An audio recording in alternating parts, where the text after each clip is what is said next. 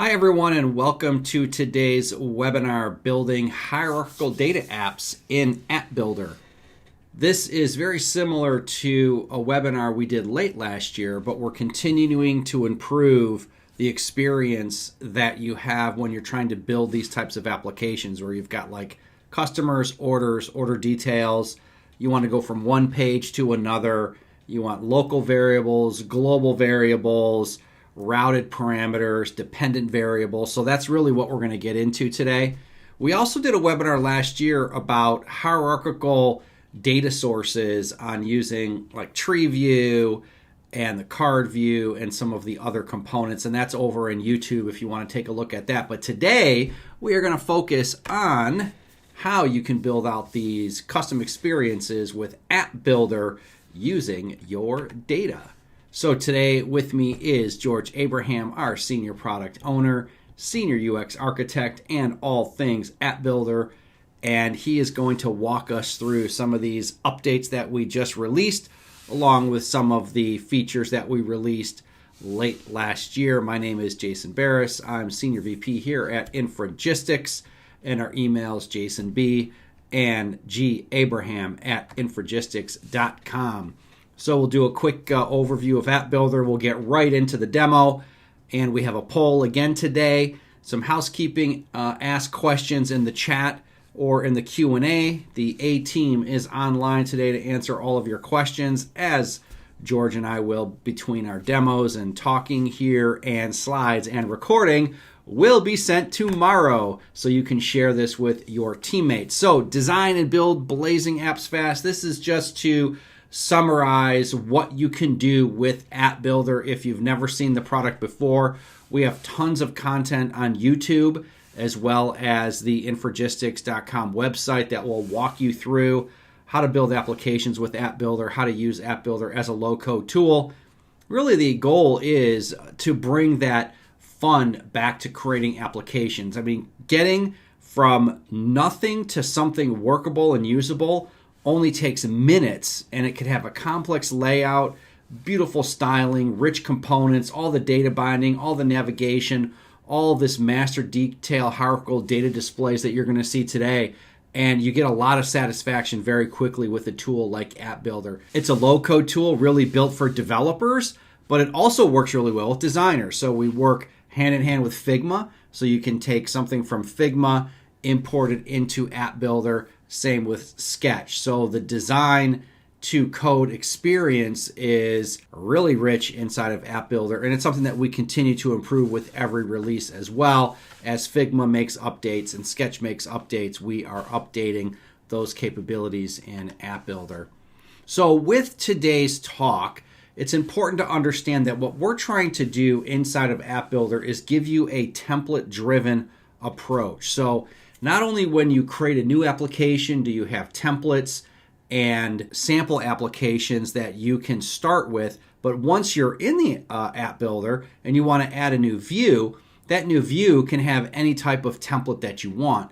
So in this case, this is an example of some of the preset template options that you have, and then you're just kind of adding your controls into however you want your form layout to work. So if I'm doing a really rich hierarchical master detail app and I have like a grid and another grid and then a chart, I can pick from any one of these templates, just drop the controls in there, do my data binding, wire up the dependent variables, and it'll just magically work. So we're really trying to give you an experience that launches you into a rich responsive layout without you having to know any code. And then when we talk about this interaction between components, we started last year with just basic variables between components. So if I had a list, let's say of customers, and then on the other side of my screen I had a grid, I could select the customer value, it would update a variable, and then that would trigger an update inside of a grid, for example. And we've improved that with every release. And in fact, just this week, we've also released navigation route parameters, which means that if you have a grid and maybe a button or a link that you want to pass variables or context to another page, you can navigate to that page get that context and then use it on another page instead of having to set like a global variable and then trying to remember what those are and then consuming those variables. So being able to pass context between page to page is a huge feature, and it's something that you're doing all the time. Is I need to go from page A to page B. I want to pass some parameters. How do you do that? Well, inside of App Builder, it makes it really easy. So now we cover component properties, binding in App Builder, URL parameter bindings, events and actions with variables, navigation and route parameters, and what you'll see in George's demo, which is going to start in about 1 minute, is how to set these local variables, global variables, and then work with those throughout your application. The other thing that we did last year, right before Christmas, was we updated the user experience of how you manage variables. So now it's really easy to have your view up where you're modifying components, controls. You have your property editor on the right-hand side. And now on the left, there's another option for you to manage variables that you might be working with on a global or local level between pages. So with that, let me pass it over to George. George, you can take over the screen and jump into the demo. And if you have any questions, keep in mind, use the chat or the Q&A, and we will answer them while George is demoing all of the new features available to you for building these master detail and hierarchical data apps. Hello, everyone. So today we're going to talk about everything related to data and building dynamic apps. And the way we make it happen is through the use of variables. So I'm going to walk you through where variables live, how you're going to use them, how they participate in the whole API story to kind of get fresh data, and then how do you modify that variable in order to create these kind of dynamic app scenarios. So for a very simple example, this is like a bread and butter kind of scenario for most people building dynamic apps, is that you have like a list of customers on the left, and then you have this details area, which is pretty much showing customer orders and order details. And the way we want the app to work is as I kind of cycle through my customers here, I'm actually updating the information on the right, and the grid is actually also updating. And then when I dive into any particular order, I have this order details table, which is kind of hydrating based on the item I just selected or the row I selected in the orders table. This is a very similar scenario I've showed in the past. Is like if I show like a financial chart example, again, this is also using this kind of a master detail or selection detail kind of scenario. So as I cycle through my selections here, you can see that the right side is being updated with dynamic data. So in today's demo, what we're going to do is just go back to my selection detail here. And just a quick summary is I'm going to show you how this magic happens and how variables are integral to this whole workflow. So we'll show how you can create these variables on the fly. And then as this whole grid being updated based on what you selected is through the use of API requests, and how we can pass in this variable value into that API request to hydrate the grid.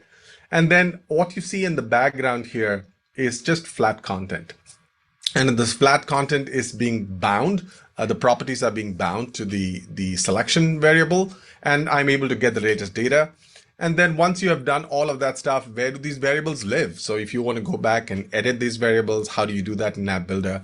And then finally, we'll talk about this whole routing with params, which is another way of talking about master detail, but you'll see it when you'll understand it once I show it to you. So let's just get started for now. As Jason mentioned, the basic building blocks of creating a master detail app is this layout, right? How do I kind of create this kind of a structure very easily? And for that, anytime you create a new view in App Builder, you have this option to say, pick a layout. And the view I was using kind of fits one of these templates, which I already have in terms of a layout template. So if I select this layout template, it automatically adds these kind of dynamic sections. So here, there's a section here, which is static. Both these areas are dynamic. I can actually fix its height in this area. This will be my content area. And this area here, I can add a list component. And the way I'm adding these components is, of course, I can go and get it from the toolbox. I can just search for a component called list. I can drag it in to the list area, or let me just remove this list item. The way I use it and you might use it over time, is I have this Command E or Control E on Windows, and I can just search for list, and it just populates that list. And once I have the list component in here, I can just repeat this list item based on data, and it'll just give me the max amount of items, and I have my list on this right side. Same thing for a component like the grid. This is the area where I'm going to add some title. So I can say title, it adds it here. And then I can change the layout of how this title looks like. So I can say from a horizontal alignment perspective, I want it centered, and it centers it. And then I can add grid to this area here, right? Then pretty much your layout concerns are taken care of with this basic starting block. But you can kind of zoom out one level more.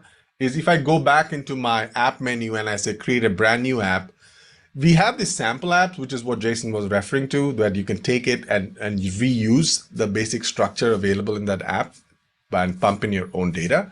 But we also have these templates, and the templates are giving you the navigational structure of the app. Like, do you want a primary toolbar on the top, a left navigation?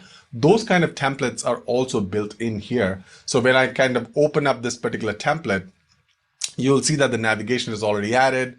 And if I look into my list of views, I have my child views already available.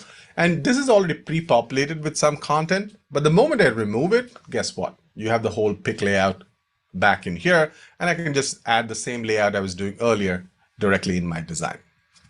Now let's just return back to the app I was showing you. In this case, this route details demo. So what I'm showing you here is one of the views. So the way I showed you earlier was already working, but I wanted to build something from scratch so you understand where all the pieces kind of fit in.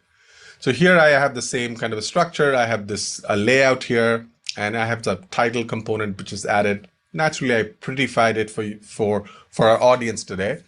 And then I have two grids. And these grids, the moment you drag and drop a grid onto the App Builder design surface, it pretty much comes pre-wired to a sample data source. So it always shows some data in there. So in this case, this grid is bound to a customer's collection, and the order details is bound to a data collection. And if you look in my picker here, it's called Northwind, and that is the same data source you have here. It says Northwind mock. And if I drill in, you'll see these are the data sources or collections we actually provide out of the box, just for you to kind of experiment with. But I really want the whole experience to be dynamic, right? So I want to be able to, when I select this particular grid, I want to update the second grid with the right information. At the same time, I want to hydrate this whole page with a specific customer data so I can bind my customers to this customer ID to an actual ID. So that's where the variables can actually kick in. And the variables can be created in two ways, right? One, I can just go into my variables toolbox, which is living right next to data. And you can see right now it's empty. And this is the view context, which is route details demo. And I have local variables, which are variables you would create, which are in the scope of this particular view. And then I have global variables, which are basically storing data for you and which can be accessed across views in here. So for now, what I'm going to do is I'm going to create a brand new variable, call it a local variable, and I'm going to call it selected customer. Okay. And we have different data types which are available for this variable. And if you select one of the basic types, which are string, number, Boolean, it's not a problem. You all know what that does. But if you want to actually store an object, we make it really easy for you to kind of get an object of the right type, right? So in this case, if I use another endpoint of ours, which is I call Northwind API, which also provides additional endpoints and also parameterized endpoints, which is what's going to be handy in order for us to make this whole magic happen. But I want to actually store an object, but I want to initialize it with a value. So I still want a customer for a specific ID, but I want to initialize it. So I'm going to go with the same approach, customers with an ID, customer ID. And here it's saying, okay, in order for you to use this variable, if I want to store some initial value from an API request, I need to provide it something. So that's where this parameters configurator is available. And in here, I know my customer's ID, and I just wanted something dummy for now. So I'm just going to type in alf key, hit done. And at this point, if I create this variable, it actually has, oh, I forgot to add my, let's see. It's going to get that data for me. Once I have that selected customer with that value in here, for this particular grid, I only want to show customers for that selected customer, right? So, sorry, orders for that selected customer. So I'm going to switch out my endpoint. Instead of pointing to the sample one, I'm going to pick another one, which is actually giving me the orders for that particular customer. So if I go to Northwind API ID, and I have this endpoint called customers, give me all the orders for that particular ID. I select that. And in here, again, it's asking me, okay, I don't have this parameter. Where are you going to give me this information from? And that's where the variables would actually kick in. So here it's asking for an ID. I can just open this up. And now I have the selected customer, which was the variable we just created. I can drill in and I can say, you know what, pass it the customer ID, hit done. And that should pretty much pull in my information for me in this particular grid. And I want to be able to add an interaction such that anytime I select this particular grid, I want to update my second grid, right? The second grid is also bound to a dummy collection called orders, but we want to make it more interesting. So I'm going to select it to another endpoint, which is saying Northwind API IG, but this time I want orders by ID details. And again, it's saying, I don't know what you want to pass into it, right? So I'm going to wait for binding it. So I'm going to select it again, selected customer. Oops, sorry. I should come here and I need an order ID to be saved. And for that, I can go ahead and create a new variable from here, or I can create something on the fly. And for that, I'm just going to come into the grid interactions. I'll say when the row selection is changed, it's going to give me my selected row, but I don't need the entire row, but I'm going to create a variable also. So I'm going to create a new variable on the fly. And this time I'm going to call it order ID. And it's a simple type. I believe it's numeric. And I say create. And now it's showing me it's a mismatch. It's saying, okay, you know, what you're trying to save as a variable and the value source is an object. And I can change that. So instead of saying selected customer from the selected row, I can drive in and say, give me order ID. So what I've done right now is that from this grid, anytime a row selection changes, I'm going to set this variable order ID, and I'm going to get its value from the orders which are available here. Right, so that's what I've done here. And for the parameters, it's selected to customer ID. And at this point, I can also do my binding. So customer ID is now flat text. I can bind it to that selected customer, and I can say customer ID. And for the company name, and it's all showing dummy data right now because I haven't made a request here. I can come into my bindings again here, my company name. I'm going to bind it to selected customer company name. So the one thing which is missing from this workflow, if I run this right now, you'll see that the grid has no data, none of this data, because I haven't made a request. So I didn't get any data for the last time I tried it. So I'm going to go back to my selected customers.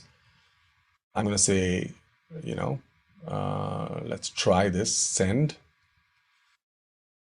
Okay, what is the response failure for me? All right, so let's try a different one. P. Okay, so that had data. For some reason, in our collection, somebody deleted alf key, I suppose. So I have blom P, and if I hit done, save, and now you can see my grid is just updated with the right information. So the only thing which was missing out was the customer I had selected. It never really existed for some reason, and for which reason I was not able to get anything from here. For the second grid, I can do the same thing. I can bind it now back to the selected customer. Oops. Okay, this is requiring an order ID. So I'm going to set order ID in here. Let's run it. Let's see. I select Blom P, and now you can see my order ID is being hydrated based on my customer details. So in this scenario, you can see this is just a static page. I'm not actually pushing data in here from somewhere else. So in order for that to happen, I needed to have some kind of a navigation on the left, which will allow me to do that, right? So I'm going to add that navigation. So I'm going to say, give me a column layout, move it to the left. Inside that, I'm going to add a list. Just like I was showing you earlier, I'm going to repeat this list based on data. I'm going to bind it to the same customers table collection. So I'm going to say customers. Yep, that's customers. And let's just do max. And in this grid language, I'm going to bind this to the data context. I'm say customer ID, and the subtitle, let's bind it to the company name. And I don't need actions on this list. But in order for me to make this handshake happen between these two, I'm going to do the same process of setting an interaction event on this particular list item. So I'm going to say on click. I don't want to navigate. I want to stay on the same page. So I'm going to say set variable. I'm going to select the variable as selected customer, and the value should come from the selected customer data context, and I would say customer ID.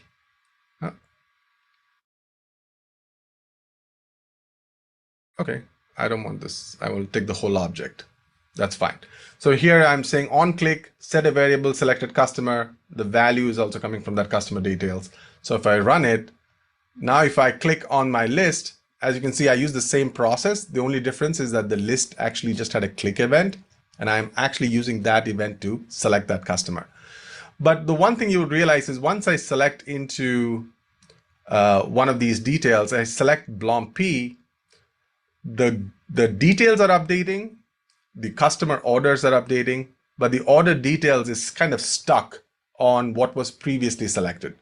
And for this, we had actually introduced a new feature, and we called it dependent variables, where you can actually set up these relationships between variables up front so that you don't have to redefine it each and every time. So let's just do that. So I go back into my list here. I'm going to make it a little pretty here. Column layout. I'm going to say, let's just scroll so that it doesn't spill out. And I'm going to my variables here for the selected customer and order ID. So what I really want to do is anytime the selected customer value changes, I want to reset the value of the order ID. So whatever was previously saved, I want to junk it. And for that, this is where we have this new property here saying reset to default when a linked variable is changed. So I'm going to do that, select that, and I'm going to link it to the selected customer. And that's about it. At this point, anytime selected customer changes, the order ID, whatever value you might have previously typed in here, it is going to get cleared out. And this is a new capability we added. And now if we run this app, as I select in here, I select Anton, you can see that order ID 10535 is being listed. If I click on somebody else, that grid is now cleared out. So now you don't have any stale data in here. So same thing, if I go to Cactus, it's going to clear out the order details table. So what we did right now is I showed you how you can create a variable, a local variable. I'm using interactive events to set or change the value of that variable, and I'm going to pass it the value from the context, the data context, which is available. The difference between a component like the list, which is doing it on a click event, versus the grid, which is setting a completely different variable called order ID. And the order ID is taking it from the row selection event data context, and it's passing that value for this particular grid. And the second grid is bound to an endpoint, which is expecting an order ID. It's expecting a parameter. And I said the parameter should be the value from the order ID, right? So it's going to pump in that order ID. And with that, I'm able to do both the bindings for the properties I'm able to do the grid to make a request based on the same selected customer by passing in customer ID, and the order details is being hydrated with that. Now, I showed you just the part about everything happening on the same page, but I would also like to show a scenario where this content is actually living on a completely different page, and I want to navigate to this particular page. And that's where this whole route parameters kicks in. In order for route parameters to work, what I'm going to do is I'm going to create a brand new view. Let's call it route param demo. And in this, I'm going to add a grid. And if you are familiar with our recent work, we actually allow templating for this particular grid. And that's what I'm going to use in order for showing off how route params work, right? So for this particular grid, what I'm going to enable is I'm going to switch out this data source. I want to actually have a real data source. So in this, I'm going to go back to Northwind API IG, and I'm going to select the same customers table. So now this is bound to customers tables, and you can see that the first column here is just showing me all the customer IDs. And the way I want it to work is anytime I click on this customer ID, I want to navigate to this other view which we were working on just now with the information for what I have selected, right?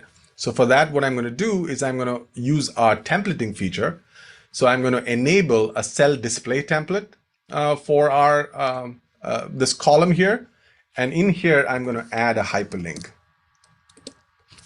And as you can see, it's not bound to anything, but I can bind it. So I can say customer ID, and voila, I have my customer ID ready. So now I have a grid which actually has a column which has those links I can click on. But when I try to add an interaction and say navigate to, this is the route param, the route details page I was just doing. So let's say selection route details demo. I want to navigate to this particular page, but I cannot, if I select it, it says, hey, I know that you're trying to navigate from a repeated item, but you actually need to add something to the route details demo page in order for us to know the link between those two pages. So let me just find that page I was working on, which is this one. Nope, not this one. Hold on, let me find it. So this is the page, the route details demo. So for this particular page, we need to give it an identifier. And that's where the route param would kick in. So I can say, create a new route param, and I can call it, I'm just naming it this particular way. I say route customer ID, keep it as a string. I create it. And now I have something which can store a value coming in from somewhere else, right? So for that, when I go back into my route params demo, which is the grid I just created, now this time, when I click on this navigate, you see a new button has automatically appeared here to configure the parameters. So I can open this up and say route customer ID is coming from customers, from customer ID. And now the route is going to get that information. It's going to be hydrated the value from the column or the item I actually clicked on.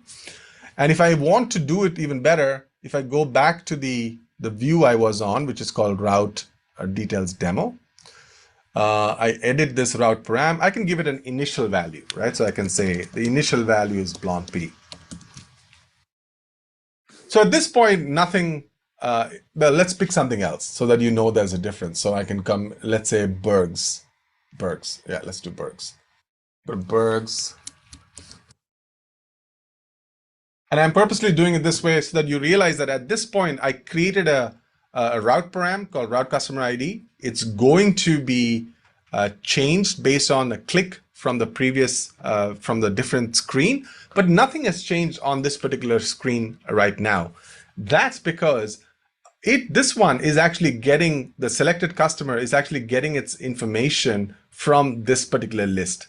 But what if this list was not there and I want to use it in this different context? So what I'm going to do is come back to my list here. I'm just going to nuke it. And I'm going to say that this information should actually come from somewhere else. So the selected customer information is going to come from a completely different page. So I'm going to go back in here and I'm going to go to selected customer. And this time, instead of pumping in a static value called blomp, I'm going to say, take your value from the customer ID. Save. And at this point, you can see Bergs has automatically come in because that's the value I had actually pumped into my route ID. And now everything is being hydrated. And now I don't have to change anything else. For this one, it's still setting order ID, so it's not an issue. And I'm going to add another row layout here. Let's put it to the left. And I'm going to add an icon button. I'd call it back. And this back button is what's going to take us back into the other view which we just came from. So I'm going to open this in here. And I believe it was the route params demo screen. Let's see, route params demo. Let's just move it to the top so that we can see it together. So route params demo, it's pumping in navigating to route details demo, and it has it's going to store customer ID into the route ID. And if I go into my route details demo, this one is going back to route params demo. That looks right. So let's just do that. So let's open up route params demo. I hit preview. And this is the grid, and it has the hyperlink, which allows me to navigate. So when I click on this hyperlink, let's see, I hope everything is working as I expected. I click browse, and voila, my browse is now loading. And now I've passed in the data from an external source. And if I hit back, it takes me back to this particular grid.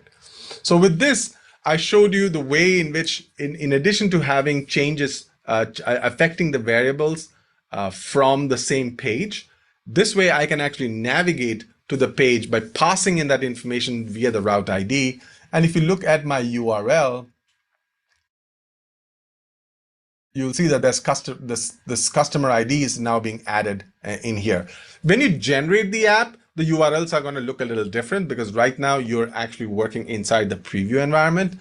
But when you are actually generating the app and running it locally, you would see the URLs are going to be much cleaner than what it's looking like right now. So with that, let me go back and just finish my summary. Let's go back to this editor here. So you saw this is how you manage variables, how you create brand new variables.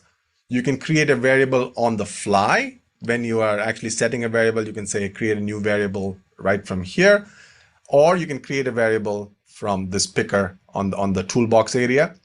I talked about why you can create dependent variables, which allows you to wipe out any value for that particular variable once a different variable changes its value. And we talked about how route ID can be created and used to hydrate navigation from a different page to another page. So this kind of summarizes the three ways where data is being passed along with the use of variables. So that pretty much summarizes what I wanted to show you today in terms of how variables can be used for building dynamic data apps. I'll let Jason take over, and then I'm going to kind of find the documentation link, and I'm going to add it to the chat area here today. Okay, George, thank you very much. That was an awesome demo. It really demonstrates the power of what you can build without writing any code. And keep in mind, when you're generating that code, you can generate to any output target that you'd like. We're not limiting features based on, oh, I'm a Blazor developer, I'm an Angular developer, etc. So very exciting. The survey just popped up. Thank you, JJ or Jesse, for popping that up. And please answer the survey. This guides features in the product. It informs us of what you're thinking. And if you've noticed over the last year, maybe things that you've answered in the survey that you are doing or need showed up in the product. So we hope that you see those types of results. We're continuing to improve App Builder based on all of your feedback, not only here, but on Discord as well, which is a growing community of developers that are using the product every single day. So coming soon, we have now webinars starting to schedule out every couple weeks. Last year we did them every couple weeks and every month at a minimum. But what we want to do is, again, keep doing these as much as possible to keep you updated on new features that we're shipping. So in December, we did like a sneak peek of React Code Gen. That will be shipping in the Q1, early Q2 timeframe. So we'll be doing a webinar on React code generation, which is really slick, which means anything that you design, generate to React, just like you do today with web components, Blazor, or Angular. The Forms Builder is coming. It's being worked on, and so you'll be able to very easily drag and drop data onto forms and then auto-generate what you need there to connect to your web APIs and do CRUD.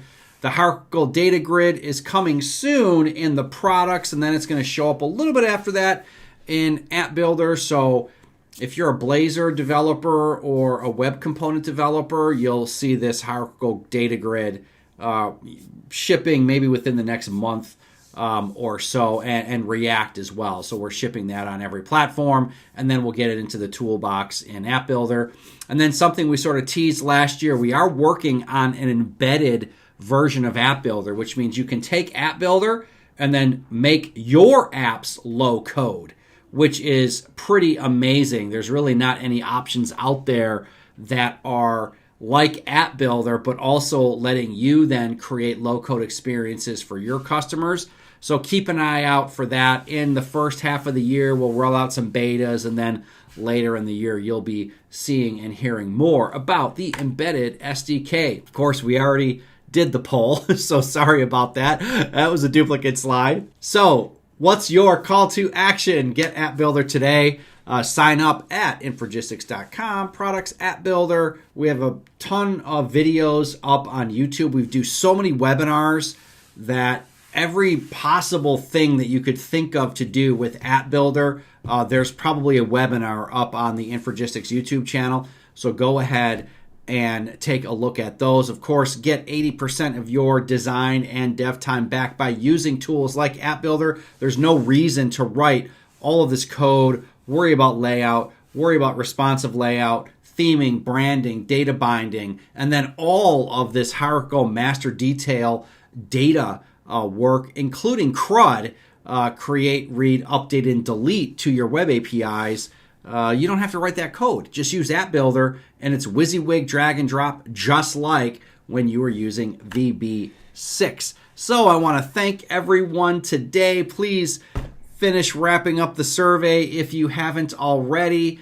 We appreciate your time. We know it is being pulled in many different directions now. I want to thank George for a great demo and his continued effort to make the product really hit home for the features that you are asking for.